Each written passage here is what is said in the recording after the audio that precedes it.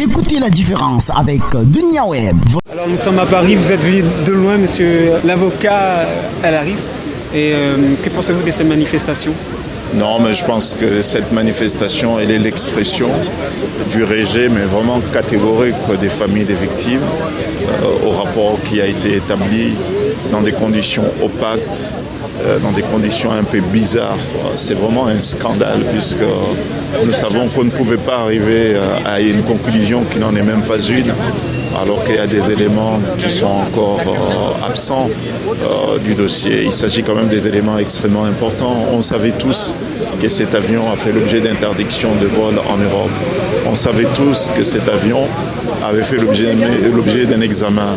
C'est le dossier de la maintenance, les conditions de la maintenance de cet appareil n'ont jamais été fournies. Donc nous savons qu'au-delà de l'aspect humain qui est tout à fait évident, qui nous semblait évident dès le départ, puisque ceux qui ont conduit cet appareil n'avaient pas les qualifications requises pour pouvoir conduire cet appareil. Ça, on le sait, c'est dans le dossier. Nous savons aussi que des éléments techniques méritaient d'être relevés. Et c'est pour cette raison que nous, les avocats, du moins certains, nous ne baisserons pas le bras, nous soutiendrons les familles, nous demanderons encore des informations pour savoir exactement ce qui s'est passé. Bon, il y a ça. Et puis il y a un autre aspect qui nous semble aussi très scandaleux.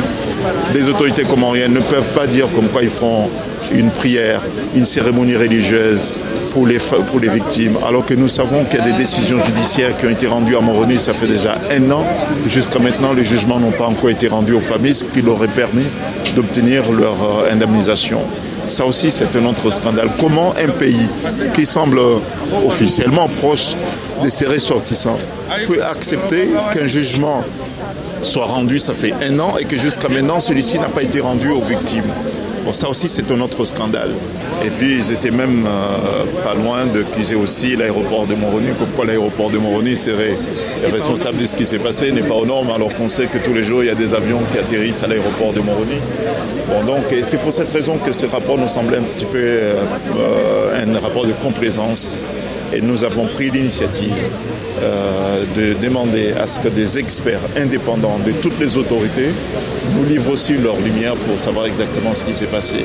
Et qu'on ne peut pas se contenter d'une simple information pour X. Il faut que les juges chargés de ce dossier aillent très loin dans leur mise en cause et dans la gestion de ce dossier.